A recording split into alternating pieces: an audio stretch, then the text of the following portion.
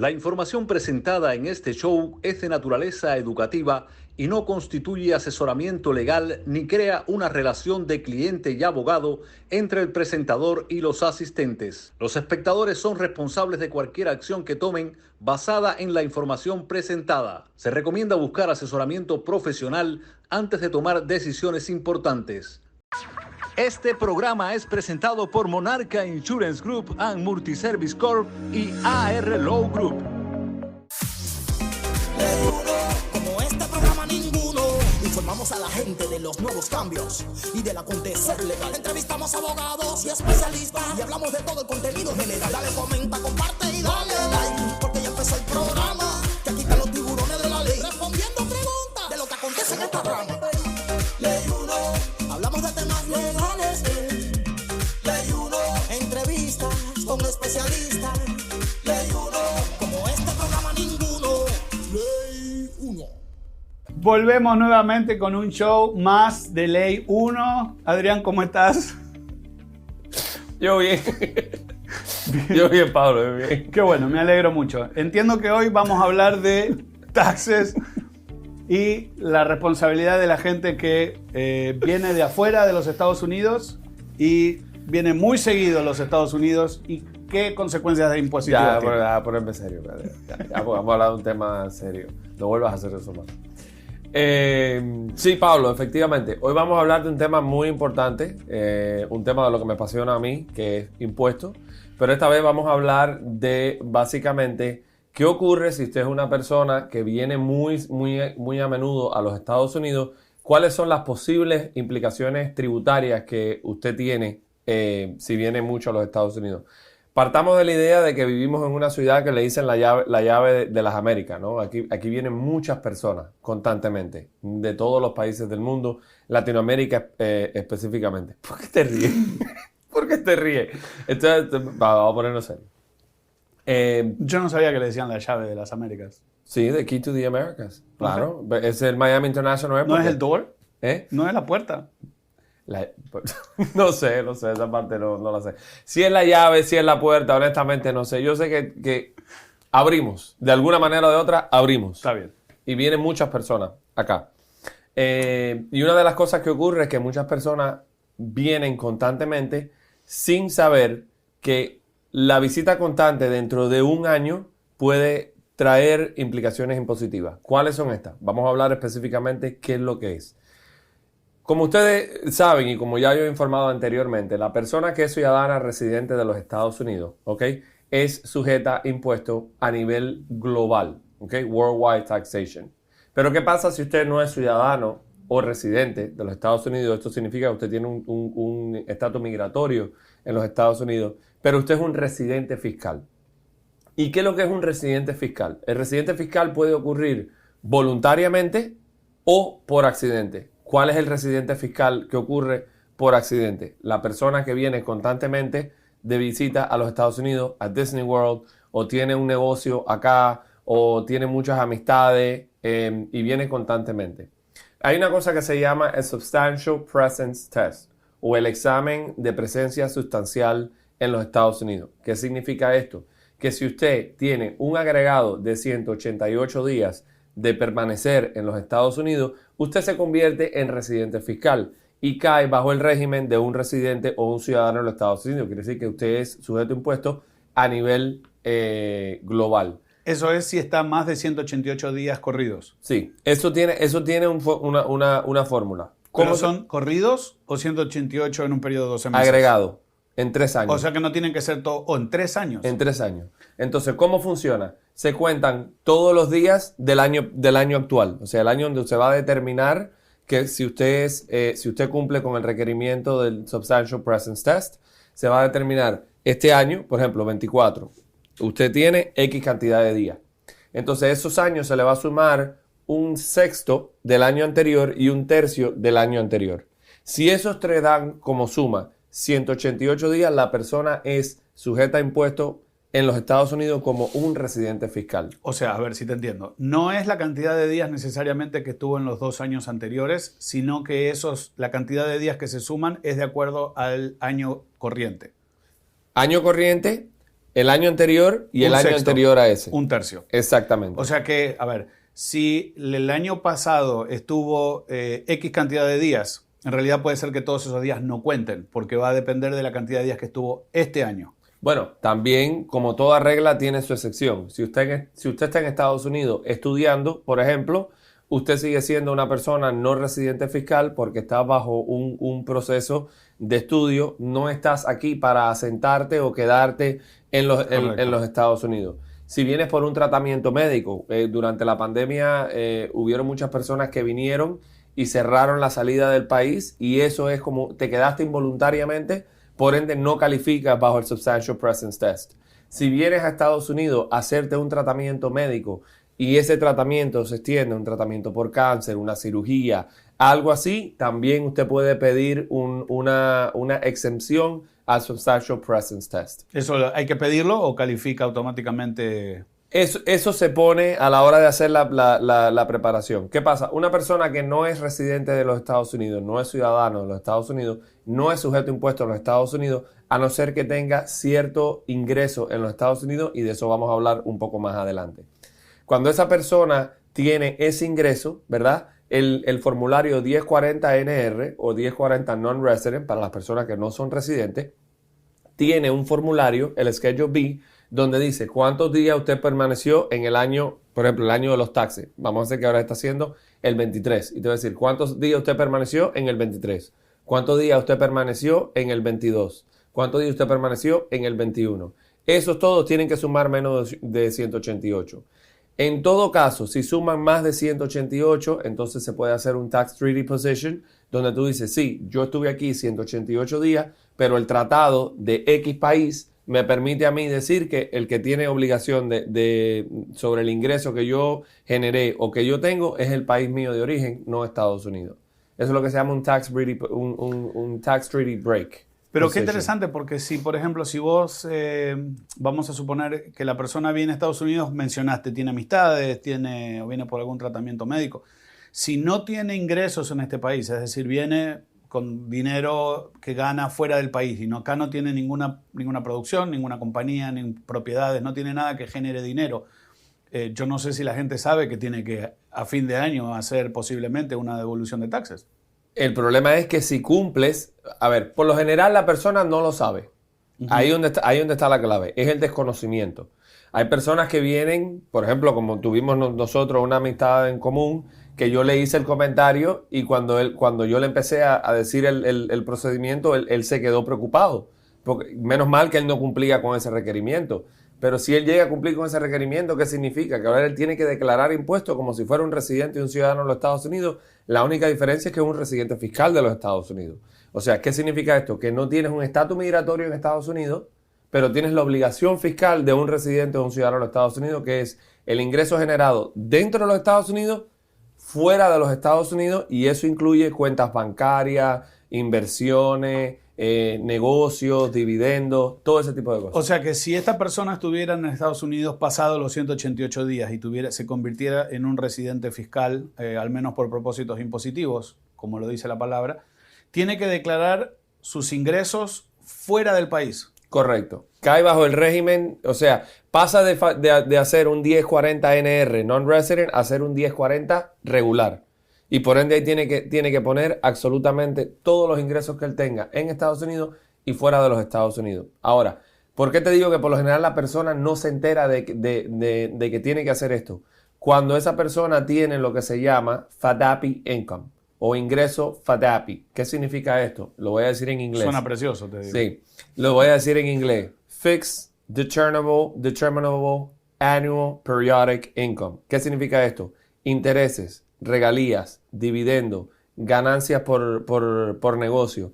Todo eso tiene una retención en la fuente de un 30% cuando la persona es extranjera y no es residente fiscal de los Estados Unidos.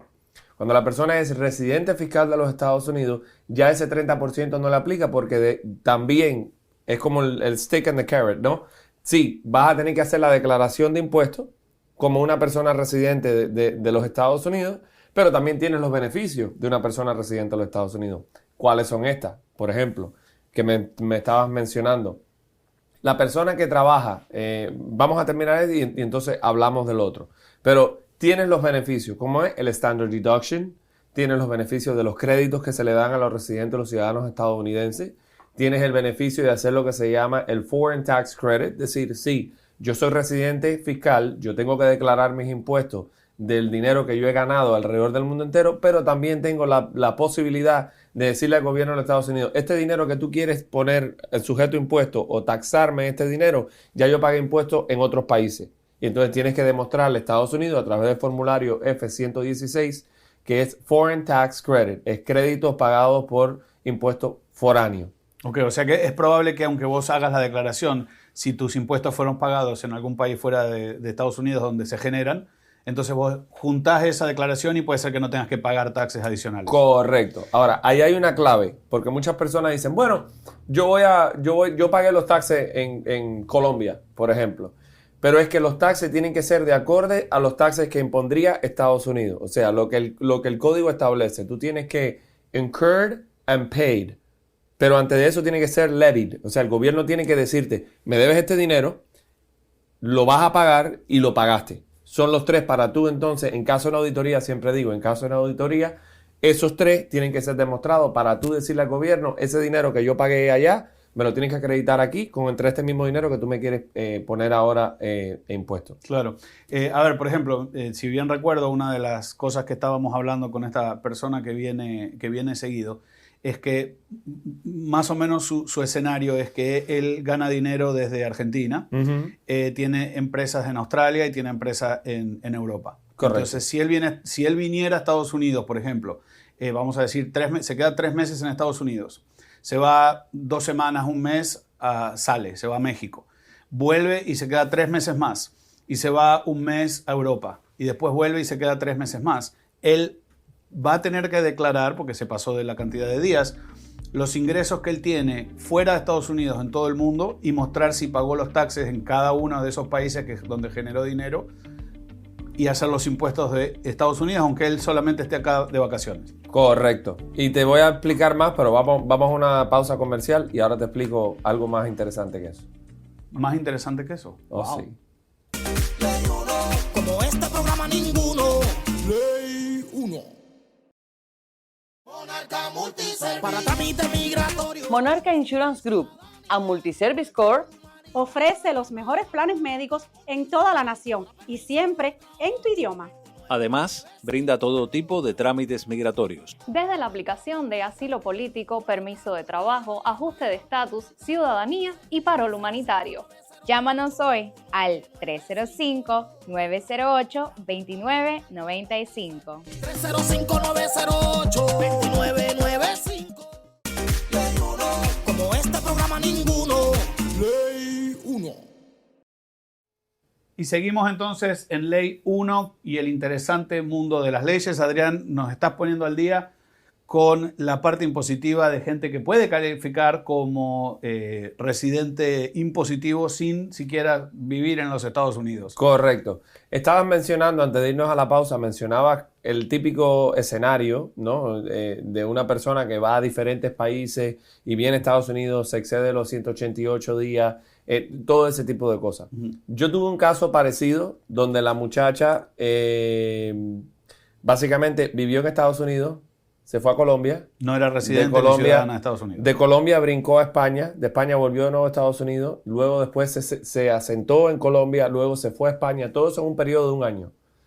Y a la hora de la declaración de impuestos, cuando hicimos el riesgo impositivo, dijimos, bueno, ok, tú eres residente fiscal de 3 países, pero uno de ellos tiene el primary taxation, uno de ellos tiene la obligación o sea, tiene el derecho de hacer la retención de impuestos. Me imagino que va a ser en general. donde se generó el dinero, ¿no? No.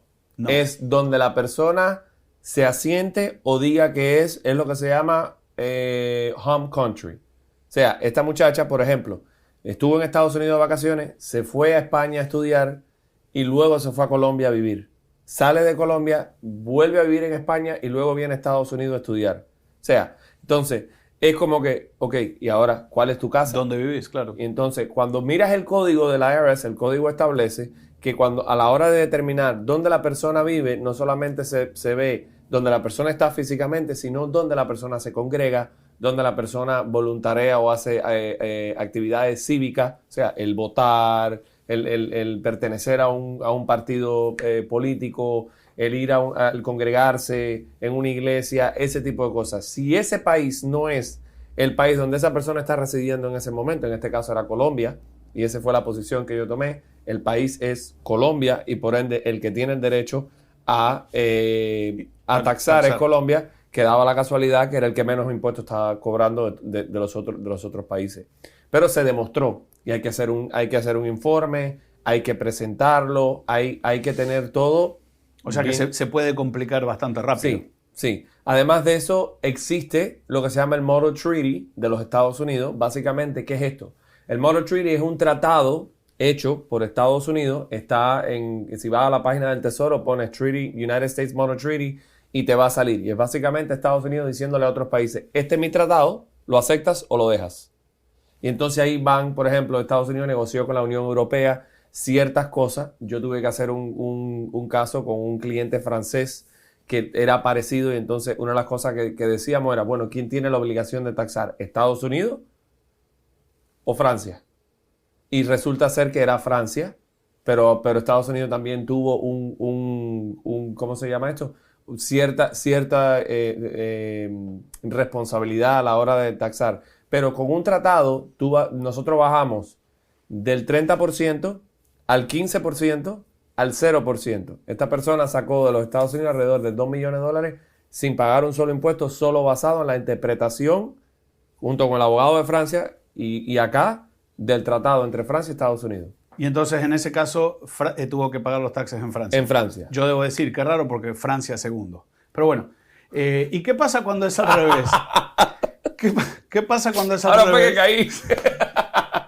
¿Qué pasa cuando es al revés? Cuando es un ciudadano americano que sale de los Estados Unidos a trabajar por fuera y genera dinero quizá fuera de Estados Unidos, con o sin propiedad en Estados Unidos, puede o no generar dinero en Estados Unidos. Pero si vive fuera de los Estados Unidos, ¿tiene que declararlos aquí siendo ciudadano o corre de la misma manera en donde lo tiene que declarar o puede ser que lo declare en otro país? Bueno, tienes que ver si la persona, en este caso el primary taxation o la jurisdicción principal es Estados Unidos, porque la persona es residente. Una de las cosas que habla el tratado de Estados Unidos con Francia y con otros países es que de dónde es la persona. Si la persona es del país donde está el tratado, pues hay cierta presumption de que el primary taxation lo tiene el país de origen, ¿verdad? Pero en este caso también tienes que ver si la persona es residente fiscal o no. Tendríamos que ver las leyes locales de ese país para determinar qué es lo que se considera un residente fiscal y qué es lo que no es un residente fiscal. Pero para responder tu pregunta, hay personas americanas, o sea, que viven fuera de los Estados Unidos, que están trabajando, que tienen que hacer su declaración de impuestos en los Estados Unidos anualmente. Ahora, hay una cosa que se llama el Foreign Exclusion Amount. El Foreign Exclusion Amount, nuevamente, vamos al el intent o la intención de la persona de permanecer. ¿Dónde permanece la persona? Aunque la persona es ciudadana americana, residente estadounidense, pero permanece en la India, por ejemplo, como hay un caso muy famoso de un piloto que básicamente dijo, yo hice dinero, pero yo no tengo que pagar impuestos en Estados Unidos porque mi familia está aquí, mi congregación está aquí, yo soy ciudadano americano, yo soy piloto, pero no tengo por qué pagar esa cantidad de dinero. Eso fue a la Corte Suprema, por supuesto, y en la Corte Suprema dijeron, ¿cuál es la intención de la persona? Quedarse en India. En India, tiene su familia, tiene su congregación, la persona reside, por ende, puede acogerse al Foreign Exclusion Amount, que básicamente se traduce a la exclusión foránea del ingreso generado. Hay mucha gente, por ejemplo, que trabaja fuera de los Estados Unidos remotamente. A partir de la pandemia, uno de los beneficios que tuvimos fue la posibilidad de trabajar remotamente. Hubo muchas herramientas que surgieron y demás. Y mucha gente le conviene ganar en dólares trabajando en una empresa americana, pero vivir, por ejemplo, en Guam o en cualquier otro país fuera de los Estados Unidos remotamente. Esas personas tienen que declarar los impuestos. ¿Ganan aquí? ¿Tienen que declarar los impuestos aquí o tienen que declarar los impuestos en el país donde están?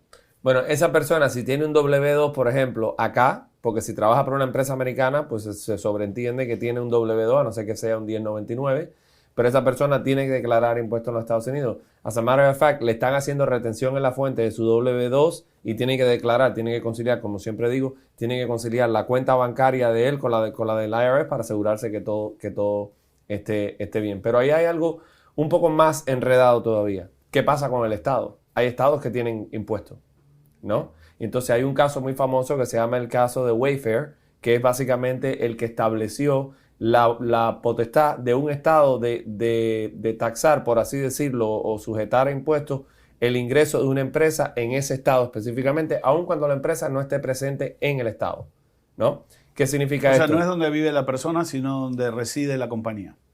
Bueno, ese era el ruling inicial. Si la compañía está presente en el estado, pues el estado puede cobrarle a esa persona el sales tax o el local tax. El estate tax. El estate tax, el state and local, que se incluye sales and use and state and local. Son las dos que caen bajo ese régimen. El Wayfair lo que hizo fue revolucionar ese proceso. Y entonces lo que dicen es, si tú tienes más de 250 transacciones o más de $200,000 en transacciones en ese estado, aunque tú no estés presente en ese estado, se hace lo que se llama un apportionment. Y en este caso, por eso es que esto lo menciono, porque a lo mejor esa persona o esa compañía que le está pagando a esa persona fuera del país, aunque esa persona no resida en el país, no esté en los Estados Unidos, reside fuera, pero está generando dinero para todo propósito dentro del estado donde se le está pagando. Va a tener que pagar impuestos federales y va a tener que pagar impuestos estatales basados en la fórmula de allocation or apportionment, como se llama o sea, que es súper complicado. Sí. Te doy otro escenario. En los últimos años también se ha dado que mucha gente que se dedica a la industria de la tecnología, Internet, se está mudando tanto a Silicon Valley como en Canadá. En Canadá o incluso en las Islas Tenerife. Sí. Pero en Canadá principalmente hay un movimiento muy grande de gente que trabaja en la parte tecnológica de Internet.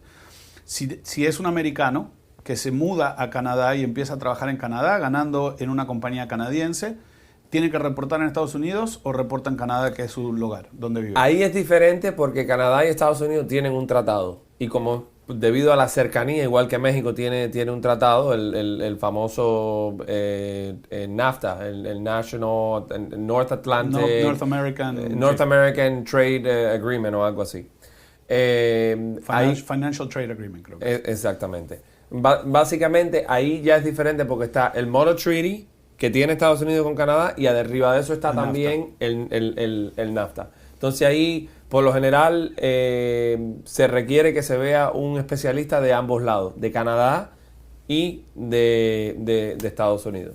Cambiando Canadá, ponemos, está trabajando en Tailandia, ganando dinero tailandés. Tiene que reportar en Estados Unidos. Si no hay tratado entre Tailandia y Estados Unidos, que lo dudo que no lo haya, tiene que reportar en los Estados Unidos. O sea que lo que decimos siempre, no hay un sombrero para todo el mundo. No, depende muchísimo de su situación en particular, de dónde está trabajando, si es ciudadano, si es residente, si vive y trabaja afuera, quién está pagando el dinero, si es una compañía americana o si es una compañía extranjera, si tiene ganancias dentro del país, además, por ejemplo, propiedades. Es muchísimo. Es completo. ¿Qué es lo que ocurre? Si usted es una persona que está fuera de los Estados Unidos, y tuvimos a la doctora Lianis Morgan en programas anteriores, si usted es una persona que está fuera de los Estados Unidos y su intención es venir y migrar a los Estados Unidos, mi recomendación es que busque un abogado de migración con un abogado impositivo y se hace lo que se llama un pre-immigration study. Es un estudio premigratorio hacia los Estados Unidos donde se hace un análisis de todos sus activos fuera de los Estados Unidos, cuál es el riesgo impositivo que usted podría tener si usted viene a los Estados Unidos y no se deshace de esos activos. Entonces ahí se trabaja, fíjate la dinámica, tienes que trabajar con el abogado de migración, tienes que trabajar con el abogado impositivo en Estados Unidos, tienes que trabajar entonces con el abogado del país de donde resida la persona. Yo trabajo mucho con abogados de Colombia, de Venezuela, de Perú, y se hace un paquete completo que entonces a la hora de la persona emigrar para acá, el riesgo impositivo es mínimo porque ya se trabajó todo legal, 100% documentado, como va tanto en el país de origen como en el país de destino. Eso se llama un pre-immigration study. Y eso es, por supuesto, de acuerdo a la intención de cada uno, no solamente al dinero. Obviamente las personas que van a necesitar esto es gente que ha tenido o que tiene propiedades, que tiene riesgo a poner sobre las multas o penalidades impositivas que pueda caer. Correcto. Entonces, estábamos hablando anteriormente de lo involuntario. Ese es el Substantial Presence Test. ¿Cuál es el voluntario? Que hay historias cómicas donde la persona aplica a la residencia y le dan la residencia, pero no ha pisado Estados Unidos aún. En ese momento tú llamas al cliente y le dices, no pises Estados Unidos todavía, porque el minuto que pises Estados Unidos, al tener un green card, eres residente fiscal. Y eso es parte del Pre-Immigration Study. O sea, aplicaste una tarjeta a una que muchas personas lo hacen. Vienen, se hacen residente fiscal, se hacen residentes de los Estados Unidos, ciudadanos, se les olvida o no saben por desconocimiento, por mala información, de que tienen que declarar los impuestos y ya caen entonces en la línea de evasión de impuestos. Y ahí entra otro programa que voy a hablar más en otros programas futuros, el Voluntary Disclosure, que es un proceso con los Estados Unidos que puede ser offshore o domestic. Una persona que vino a los Estados Unidos, por ejemplo, se hizo residente y nunca declaró los impuestos fuera de los Estados Unidos. Igual que hay personas que vienen, nacen aquí, se lo llevan a su país, viven años en su país y no sabían, y son personas ejecutivos, personas de mucho dinero, como tengo casos que he trabajado con ellos, y esas personas nunca se enteran por una visita, oye, ¿tú sabes que yo nací en Estados Unidos? ¿Tú sabías que tú tenías que pagar impuestos de Estados Unidos? A los 39 años de edad, a los 40 años de edad, y se quedan como que, ¿qué? Y entonces ahí es cuando llaman, ahí es cuando hay que hacer un análisis, que es el Voluntary Disclosure, que es mirar en los últimos 3 años, cuáles fueron tus ingresos, y en los últimos 6 años tienes que declarar las cuentas de banco que hayas tenido $10,000 o más en cualquier momento del año. Y para eso y mucho más tienes que seguir viéndolo. Me da miedo preguntarte porque se nos está acabando el tiempo y sé que cualquier preguntita que te haga tenemos para rato más. Así que, Adrián, muchas gracias por compartir tu conocimiento. Otra vez una biblioteca impositiva caminante. Un placer para mí. Un placer para mí que seas ser mi socio. Gracias nuevamente a usted por estar de ese lado, gracias a Monarca por darnos el espacio, gracias al equipo técnico por estar del otro lado y apoyarnos como siempre. Antonio, Jenny, ya lo mencionamos los 3, pues ya hay que... No podemos mencionar a nadie más, tenemos entendido. Así que gracias por estar de ese lado, será hasta la próxima. Mi socio Adrián Lores y el servidor Pablo Arriola, nos vemos en la próxima. Chao. Como este programa ninguno, informamos a la gente de los nuevos cambios y del acontecer legal. Entrevistamos abogados y especialistas y hablamos de todo el contenido general. Dale, comenta, comparte y dale like, porque ya empezó el programa, que aquí están los tiburones de la ley respondiendo preguntas de lo que acontece en esta rama. Ley 1, hablamos de temas legales. Ley 1, entrevistas con especialistas. Ley 1, como este programa ninguno. Ley 1. Este programa fue presentado por Monarca Insurance Group and Multiservice Corp y AR Law Group.